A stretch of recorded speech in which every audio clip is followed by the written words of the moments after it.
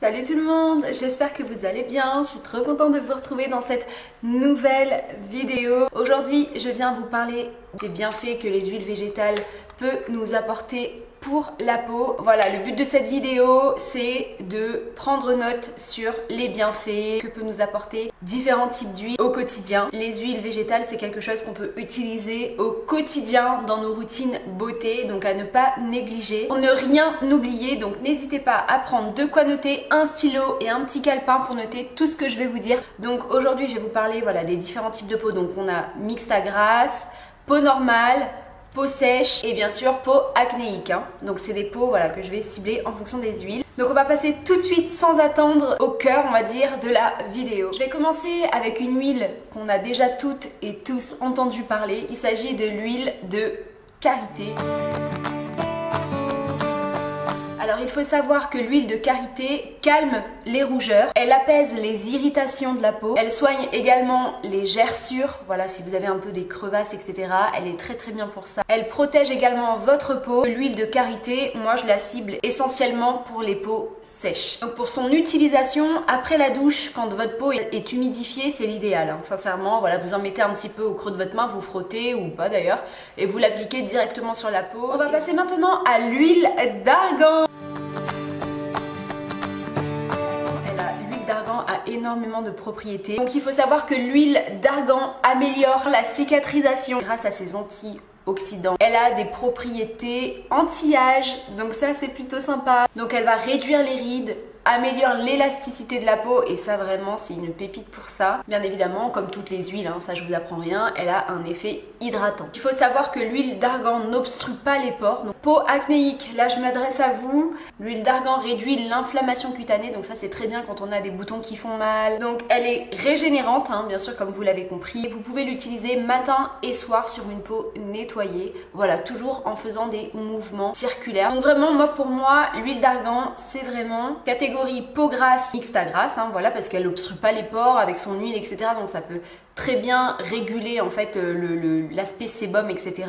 Ça fera pas un surplus de graisse, rassurez-vous. Elle est très légère, donc vous n'avez pas cet aspect de peau grasse, etc. qui reste toute la journée sur la peau. Bien sûr, il faut en mettre pas une quantité astronomique, vous avez compris, quelques petites gouttes, voilà, vous massez, etc.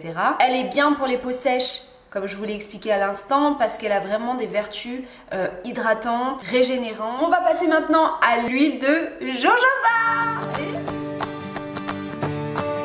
Le jojoba, c'était mon trésor quand j'avais de l'acné, parce que cette huile-là a des propriétés vraiment oufissimes quand on a de l'acné. Vous le savez, je vous apprends rien, voilà, une peau grasse et une peau acnéique, c'est une peau qui produit énormément de sébum. Et en fait, c'est vrai que quand on produit plus de sébum, la peau devient grasse et ça laisse une condition idéale pour le développement des bactéries de l'acné. Et c'est vrai que l'huile de jojoba, comme elle est super légère et que sa composition est très similaire au sébum, vous l'avez compris, et quand vous en mettez sur votre peau, déjà ça s'absorbe, etc. très rapidement. Forcément, comme c'est la copie conforme, on va dire en quelque sorte, du sébum, quand vous l'appliquez, votre peau, ça permet de réguler. L'huile de jojoba prévient la déshydratation, donc ça c'est super. Si vous avez une peau qui commence à tirailler, qui commence un peu à tirer sur le peau sèche, ne pas hésiter à vous en servir, à vous l'appliquer quotidiennement. Donc le petit plus de cette huile là, donc de l'huile de jojoba, c'est qu'elle freine la perte en eau. Et ça, les amis, c'est très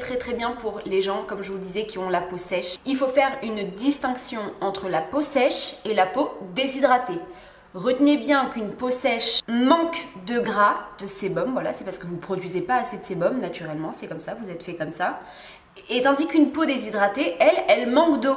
Vous n'êtes pas assez hydraté, voilà, vous ne mettez pas les bons produits qu'il faut, etc. pour que votre peau se rebooste et se réhydrate. Donc c'est vrai que l'huile de jojoba est très bien pour ça parce qu'elle freine la perte en eau et elle maintient le film hydrolipidique de la peau. Donc c'est un film qu'on produit naturellement sur la peau qui permet de maintenir en fait son taux de sébum, si je puis dire, et son taux d'hydratation. Alors pour moi l'huile de jojoba, je la mettrais dans la catégorie peau mixte à grasse, peau acnéique et peau sèche. Voilà, en fait on va dire un peu tous les types de peau, mais si vraiment je devais lui donner qu'un seul type de peau, ce serait la peau grasse acnéique. On va maintenant passer à l'huile d'amande douce.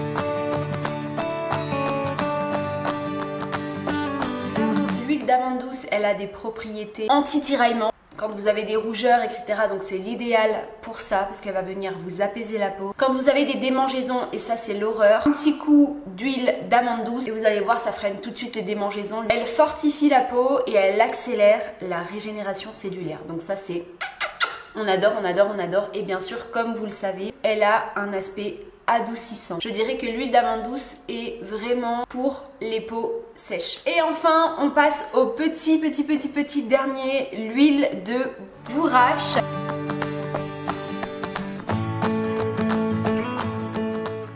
Pour moi, l'huile de bourrache, c'est vraiment ciblé pour les peaux matures. Elle stimule les peaux fatiguées, elle stimule les cellules. Donc elle convient aux peaux sensibles, aux peaux fatiguées et bien évidemment aux peaux fragilisées. J'allais oublier de vous en parler. Il s'agit de l'huile de rose musquée.